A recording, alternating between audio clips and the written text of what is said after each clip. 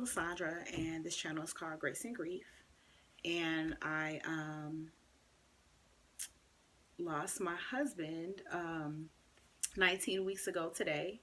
My husband Kenneth and I met in high school, and we had been friends for 20 years and married for 13 years.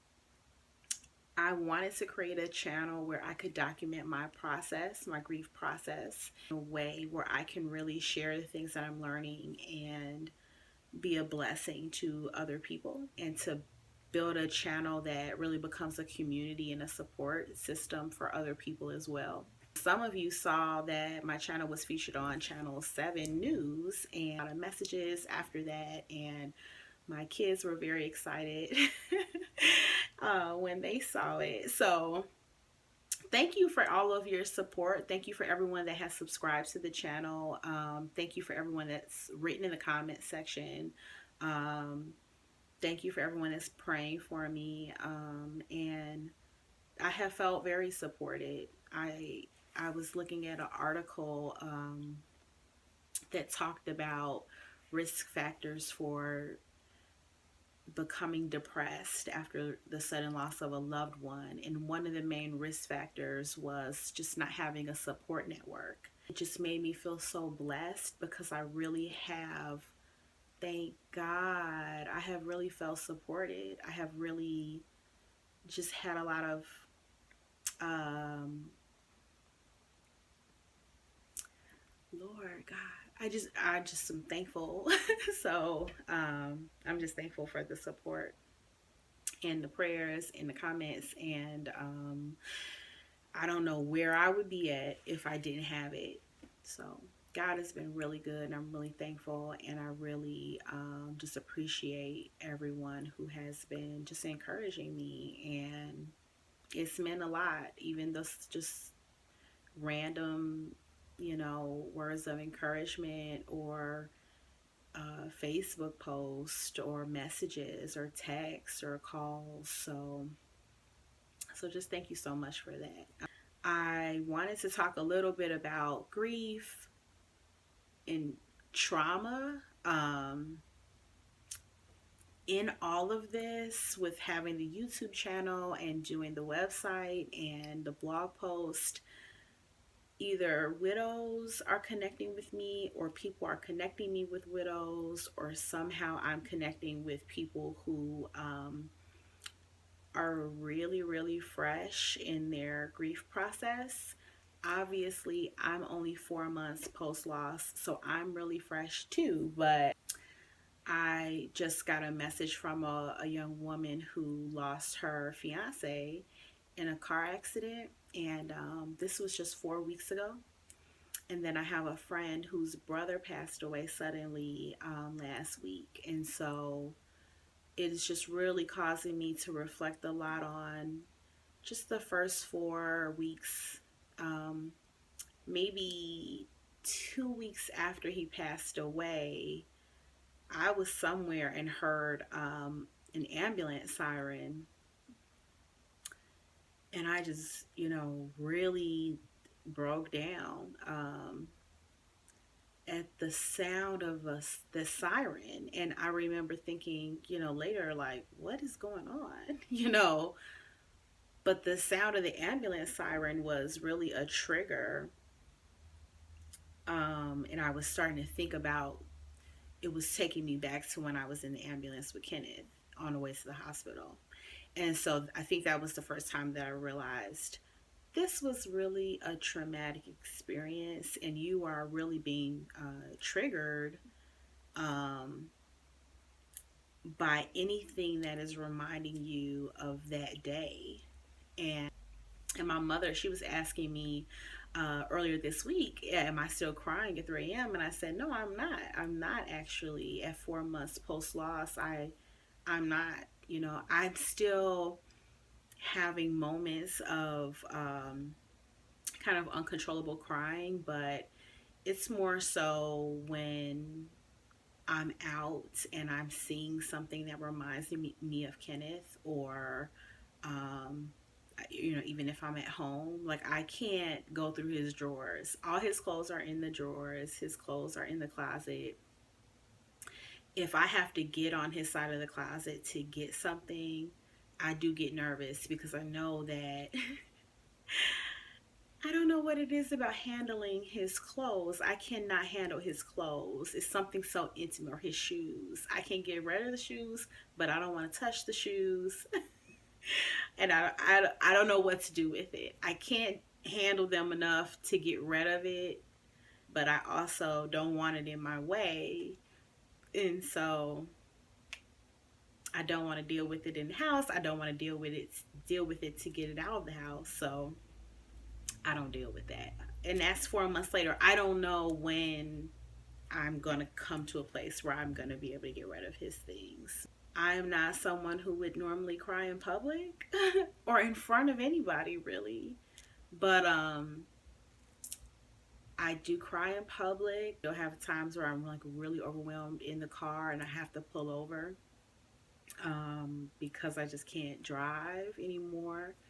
It's it's a lot, and so my heart is going out to those people who are really fresh in this journey. And it's hard to sleep, it's hard to take care of yourself, but to really be just gentle with yourself and give yourself time and recognize that even if you don't if you cannot you're not processing it as trauma, it is a traumatic experience. I remember in the first week I really could not sleep, and I got so tired. I could have cried from just exhaustion. And part of the trauma was that when I would close my eyes, I just kept reliving um, everything that had happened the day Kenneth passed away, and wake up crying because I just couldn't get this tape to stop playing. And one of my friends who is a licensed professional counselor told me that that was normal, that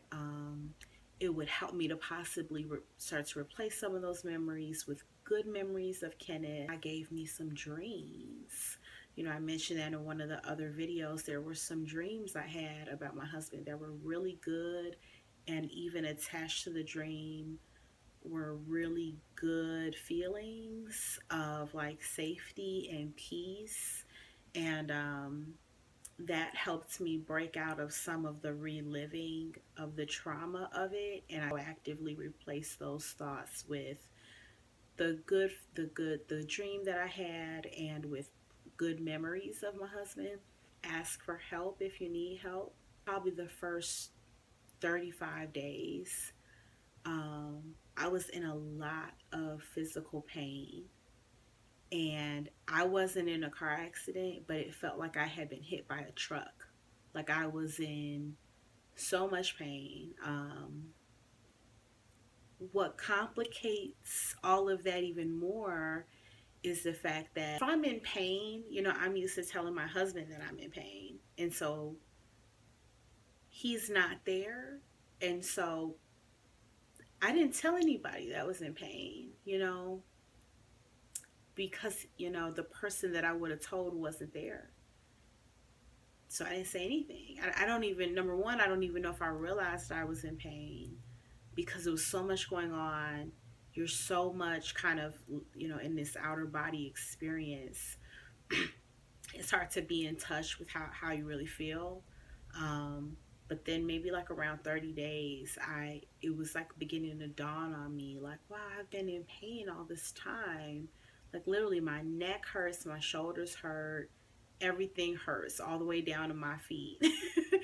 And a friend of mine whose mother is a nurse was saying, that pain is probably just associated to trauma, the emotional trauma of the whole situation. And obviously, I had to get out of my comfort zone and eventually tell my friends, I'm in a lot of pain, and of course, everybody started brainstorming, giving me suggestions about things to do. Of course, some people, suggested that I should go get a massage, and then another friend of mine suggested that that I get scented oil diffuser. And so I did that. I tried that, and all of those things were good, were helpful. And then probably by the time I was at like 40 days post loss, I started to feel better physically. Just in thinking about trauma, and I'll add a link in the description to this article that I read, but the article talks about how really trauma can hinder the grieving process. And so it's important to recognize those traumatic symptoms. Last video, I talked about the fact that I was going to go to New York for Valentine's Day. Kenneth and I have a friend that lives in New York, and I was able to connect with her, and we had a conversation just around grief and some of the disappointments, and I was sharing with her how I didn't want to become bitter, and she was giving me a lot of her insight into grief, and it was just really helpful. And so I'm going to attach that video to the end of this video.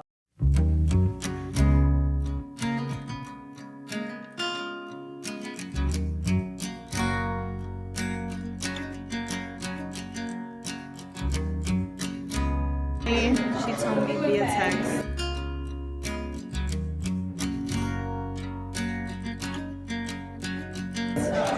And so reading the text was like, I just dropped the phone, I dropped to the ground. And it's like a thing of, I think it goes to show you too how we're spiritual beings, but we're very much human, like people of flesh, right? Yeah. So it's the thought of that this person, the physical attributes of this person, you will never experience again.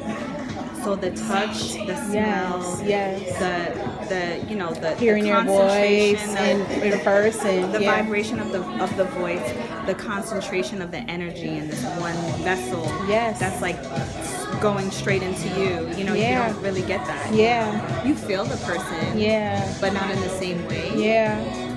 So then it is kind of like a severing of your connection with that person as a human, and that's what grief is. Trying to keep a healthy perspective, yes. You know, and like just a hopeful perspective, and really, and that's sometimes harder when we're young. Yeah, that's a harder thing to, you know, if you're like you're in your 70s or 80s and you spent your whole, and then you have an ailing body, and right. Your children are raised and grown. They have their kids and they're living their life. You know, then you're a little bit more accepting of that. Yeah, I agree. But when it's like you're young, you know, it's traumatizing. You're moving, or in your prime. You're in your prime. You have a beautiful wife. You have beautiful children. You're a pillar in the community. You're doing the work that needs to be done on this earth. It's just. Kenneth, after 12 years of marriage, I'm feeling a renewed sense of excitement and anticipation for our years to come. And I want to thank you for being there for me in sickness and in health, in richer and poorer times, in times that were best and also in the worst of times. And I want to thank you for being strong and steady and hardworking. And I want to thank you because you've always had a way of making me feel like the most beautiful woman. Even at 10 months pregnant, you would make me feel like that. You have always been so wonderful and thoughtful when it comes to surprises or special occasions. I want to thank you for how you fathered our children. I want to thank you for how you preached to them in the living room and prayed over them and been a role model for them. I want to thank you for how you've taken care of my mom and my stepdad and my brother, and you've just taken care of them like they were your own blood relatives, and you supported me in doing that. I want to thank you for your sense of humor and let you know it has gotten me through probably the darkest valleys and it has made every mountain that much better. I want to thank you for supporting me in career and in ministry, and the way you have believed in me even when I doubted myself, and we have thrown in the towel. I thank you for that. I think, and I really feel like I'm in a time where I'm understanding more what it means to be a wife. And it's my prayer to really become the wife and the helper and the friend and the supporter and the girlfriend and the lover and whatever else it is that you need to be and you need me to be. Because I really want to truly bless your life.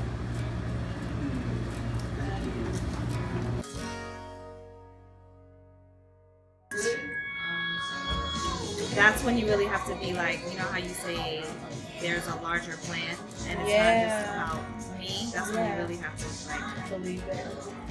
you gotta find a way to accept that. Because that's the only thing It's helping me. That's the only thing. That helps me. No, that's really helpful. Really, Yeah. what you're saying is really helpful. Because it's almost like surrendering what you wanted. I wanted this. But you know what? I surrender that. And like, God, if you have another thing you're gonna do, I'm here for the ride. I'm here for the ride. Just have your way. I surrender it. I wanted this, it didn't happen. I'm not gonna be stuck in disappointment. Although I'm gonna grieve, I'm human, but I'm not gonna get like bitter. You know what I mean? And be bitter about life. You know? Yeah, and bitterness is like equal to death. You know, so many people are living their life dead because they have not let go. And they could have been living a completely separate life, Yeah. but they couldn't receive what God wanted to give them because they were too caught up in they were stagnant. What didn't work out, what didn't happen, yeah. Yeah, they were stagnant in the fact that something was supposed to happen one way in their heads. Or rather, what they had imagined for themselves was given, but then it was taken away. Yeah. And then from that point, they're stunted. They don't Yeah. know how to move. And that's why your work is so important, because it's like, for us as humans, how do we move past that point so we can keep on continuing to experience So life good. and allowing God to flow through us? That's so good. You know what I mean? Like, that's what it's about. And like, also too, being able to understand that absolutely nothing is promised.